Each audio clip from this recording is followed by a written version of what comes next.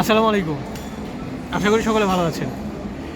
আমি আপনাদের মাঝে আজকে যে বিষয়টা নিয়ে আসছি সেটা হচ্ছে, আমাকে অনেকে প্রশ্ন করেন কমেন্ট বক্সে বা আমার ফেসবুক পেজে যে ভাই, স্টুডেন্ট ভিসা মালয়েশিয়াতে এখন বর্তমানে কী অবস্থা, কী পরিস্থিতি, স্টুডেন্ট ভিসা আসা যাবে কি না। আমি এখন আমার এক পরিচিত বড় ভাই, আমরা একসাথে ভার্সিটিতে পড়াশোনা করছি। আমার বড় ভাই উনি আসছে মালয়েশিয়াতে কিছুদিন আগে, মালয়েশিয়াতে মাস্টার্স করতে।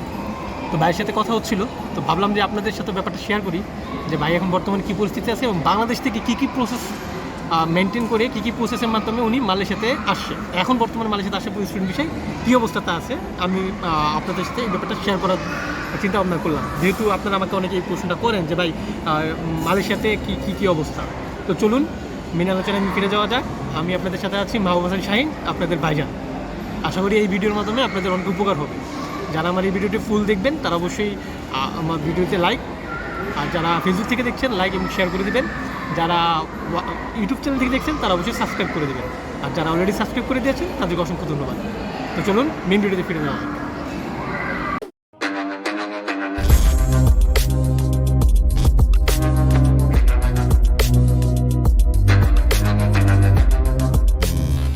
আচ্ছা, ধন্যবাদ শাইনকে আমাকে সুযোগ করে দেওয়ার জন্য। আসলে আমি অনেক দিন যাবতই চেষ্টা করতেছিলাম বিভিন্ন দেশে যাওয়ার, অর্থাৎ অলরেডি আমি কিন্তু ইউএস থেকে রিজেক্ট খাওয়া, কারণ রিজেক্ট হয়ে গেছি, একদম শেষ পর্যায়ে গিয়ে রিজেক্ট হয়ে গেছি। জানি না কনভিন্স করতে পারছি কিনা, আসলে আমি পারছি কিনা আমি জানি না, কিন্তু আমি চেষ্টা করছিলাম যে ইউএস এম্বাসি গিয়ে কনভিন্স করার জন্য। আসলে কনভিন্স হয় নাই, হয়তো বা আমার কোনো জায়গায় ফল্ট পাইছে, এর জন্য হয়তো বা আমাকে ভিসাটা দেয়নি। তো আমি খুবই আপসেট ছিলাম, কিন্তু আমার খুবই স্বপ্ন ছিল যে বাহিরে কোনো একটা ফরেন ডিগ্রি থাকুক। আমার এটা স্বপ্ন ছিল ছোটোবেলা থেকে। তো এর জন্য ওয়ান অফ দ্য বেস্ট, 5টা কান্ট্রির ভিতরে মালয়েশিয়া একটা ওয়ান অফ দ্য বেস্ট। এর জন্য এখানকার এডুকেশন সিস্টেম হচ্ছে একদম ইউরোপিয়ান স্টাইলের, আমেরিকান স্টাইলের, অস্ট্রেলিয়ান স্টাইলের। তো এর জন্য সকল স্টুডেন্টরাই কিন্তু হচ্ছে, বাংলাদেশের স্টুডেন্টরা কিন্তু হচ্ছে ওদিকে যদি না হয় মালয়েশিয়াতে কিন্তু আসে। তো আমি হচ্ছে চেষ্টা করছি ঠিকই আসার জন্য, আসছি আলহামদুলিল্লাহ। আমার বেশি সময় লাগেনি, আমার টোটাল প্রসেসিং টাইম 1 মাস 10-12 দিন লাগছে EMGS ক্লিয়ার হইতে। তো প্রথমে আমি হচ্ছে প্রশ্ন করলে আমাকে অনেকে কোশ্চেন করে যে ভাই কীভাবে আসছে। প্রথমে আমি হচ্ছে দেখছি কোন ইউনিভার্সিটিতে গেলে ভালো হয়, কোন ইউনিভার্সিটিতে গেলে খরচ কম, কি এইগুলো আমি রিসার্চ করছি। রিসার্চ করার পরে মনে হয়েছে যে না, আমি যে ইউনিভার্সিটিতে আমার টিউশন ফি একটু কম হবে, ওই ইউনিভার্সিটি আমি খুঁজে বের করছি এবং হচ্ছে EMGS একটা এজেন্সির মাধ্যমে আমি জমা দিছি। তো তারা আমার প্রসেস করছে এবং মাঝে মাঝে আমি আপডেট নিছি আমার EMGS-এর খবর কি। তো EMGS-টা হচ্ছে আমার যখন 35% হয়েছে, তারা তখন আমাকে ইনফর্ম করছে যে আমি রেডি থাকার জন্য, কারণ আমাকে টিউশন ফি জমা দিতে হবে। তারপরে যখন আমার 35% হয়েছে, 1 সপ্তাহের ভিতরে আমার হচ্ছে 70% হয়ে গেছে। 70% হয়েছে মতন আমি এম্বাসি ফেস করছি, কারণ হচ্ছে এখন কিন্তু আবার এম্বাসি ফেস করতে হয়। মালয়েশিয়া যে আমাদের বাংলাদেশের যে এম্বাসি আছে, ওই এম্বাসিতে কিন্তু হাই কমিশন আছে, যেটা ওইখানে আমাদের ফেস করতে হয়েছে। এখানে আমার নর্মালি কোশ্চেন করে, এটা আতঙ্ক হওয়ার কিছু নাই। নর্মালি এম্বাসি এম্বাসিটা কোথায়? ঢাকা। এম্বাসি অ্যাড্রেসটা হচ্ছে, এটা হলো গুলশান বাড়িধারা, ডিপ্লোম্যাটিক জোন এটা। ওইখানে গিয়ে আমি হচ্ছে দাঁড়াইছি। এখানে আমার মতন এরকম, আমি তো মাস্টার্স প্রোগ্রামে আসছি, অনেকে অনার্স প্রোগ্রামে আসছে, তারাও দেখছি আমার মতন হচ্ছে ভাইবা দিতে আসছে। তো ওইখানে কোশ্চেনগুলো দেখছি যে হচ্ছে নর্মাল কোশ্চেন করতেছে, যেরকম আমাকে ইউএস এম্বাসি যেরকম কোশ্চেন করছিল, why this university, why this Malaysia, এরকম নর্মাল কোশ্চেন করছে।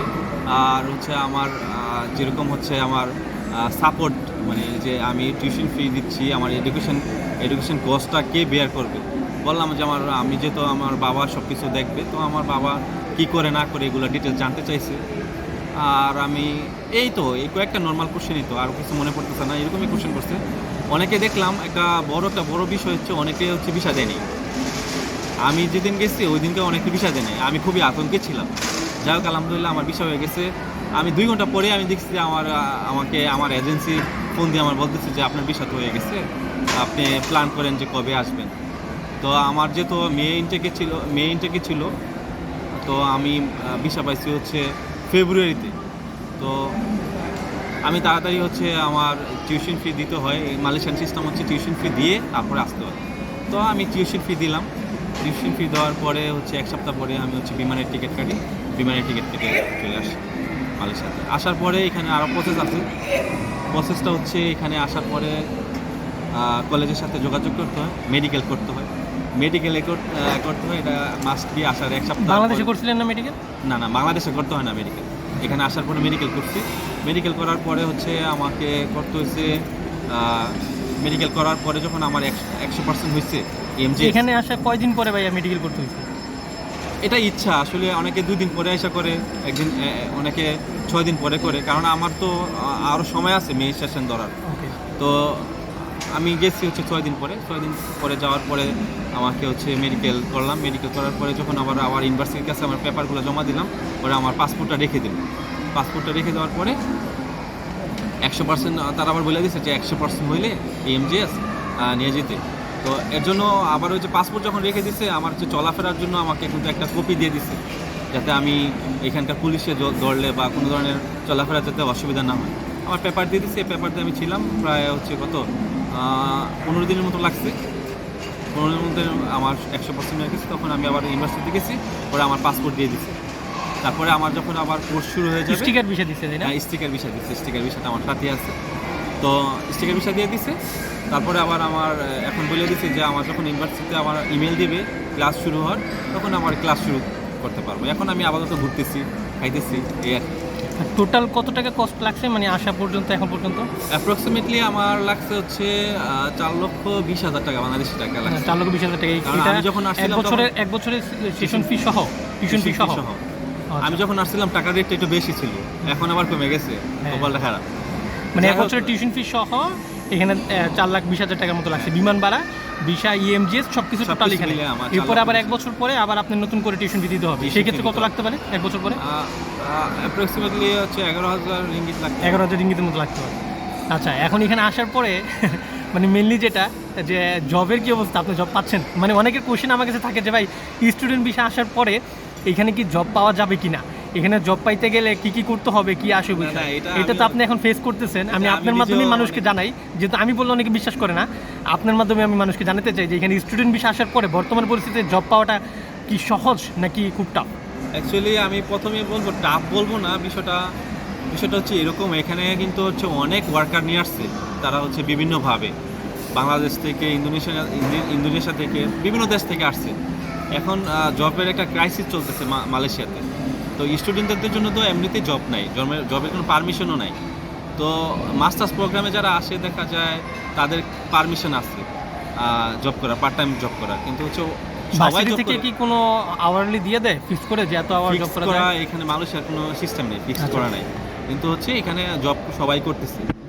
ঠিক আছে, মানে হচ্ছে আমি হচ্ছে এতদিন হচ্ছে অনেকের মাধ্যমে খুঁজছি যে ভাই আমাকে জব দেন, অনেকে সিনিয়ররা আছে আমি ভার্সিটির বা আমার পরিচিত আমার এলাকার অনেকে আছে, তাদের মাধ্যমে খুঁজছি, কিন্তু হচ্ছে তারা ম্যানেজ করতে পারে নাই। ঠিক আছে, এখন অনেকে আমাকে পরামর্শ দিচ্ছে যে আমি নিজে যাওয়ার জন্য। তো আজকে আসলাম প্রথম, ঘুরতেছি, দেখতেছি, এই আর কি। ইনশাল্লাহ পেয়ে যাবো আশা করি। মানে জব তো এখন পাওয়াটা একটু মুশকিল, এটা তো শিওর, তাই না? এটা স্বীকার করতে হবে, কারণ আসেন তো অলরেডি 1.5 মাস হয়ে গেছে, এখন পর্যন্ত কিন্তু জব পান নাই কোথাও থেকে। এটাই আমি আসলে মানুষকে বুঝাইতে পারি না। 1 মাসের উপরে হয়ে গেছে, কিন্তু আমি জব ম্যানেজ করতে পারি না। ট্রাই তো করছেন অনেক জায়গায়, তাই না? আজকে যেমন ঘুরতে বেরিয়েছেন, কিন্তু এতদিন তো ট্রাই করছি। হ্যাঁ, অনলাইনে আমি আবেদন করতেছি, অনলাইনে অনেক জব পাওয়া যায়, অনেকের কাছে শুনছি, অনেকে করতেছে, দেখতেছি, কিন্তু আমি তো পাইনি। আমি চেষ্টা করতেছি, ইনশাল্লাহ কিছু একটা হয়ে যাবে। আর জব পাওয়াটা এত ইজি না আসলে। না তো অবশ্যই, তোকে বলে দেন আমার চ্যানেলটা একটু সাবস্ক্রাইব করে দিতে। অবশ্যই ভাই চ্যানেলটা সাবস্ক্রাইব করবেন, আর হচ্ছে ফেসবুক পেজটা অবশ্যই ফলো করবেন এবং শেয়ার করবেন। আর শাহিন ভাই অনেক ভালো মানুষ। থ্যাংক ইউ মোশাররফ ভাইয়া, আপনাকে অসংখ্য ধন্যবাদ। আমার মনে হয় অনেকে এই প্রশ্নের উত্তরগুলো পেয়ে গেছেন আমার জানা মতে। তারপরে যদি কারো কোনো প্রশ্ন থাকে অবশ্যই আমার কমেন্ট বক্সে কমেন্ট করবেন, আমি চেষ্টা করব কমেন্ট বক্সে কমেন্টের প্রতিটা রিপ্লাই আমি দেই, আপনাদের সেই রিপ্লাইগুলো দেওয়ার। আরও যদি কোনো জোটের কোনো প্রশ্ন থাকে তাহলে সেটা ভিডিও আকৃতিতে দেওয়ার। সে পর্যন্ত আবার কোনো আপডেট নিয়ে আমি আপনাদের মধ্যে আসবো ইনশাল্লাহ। সে পর্যন্ত সবাই ভালো থাকুন, সুস্থ থাকুন, খোদা হাফেজ। For more updates, subscribe to our YouTube channel and click on the bell icon.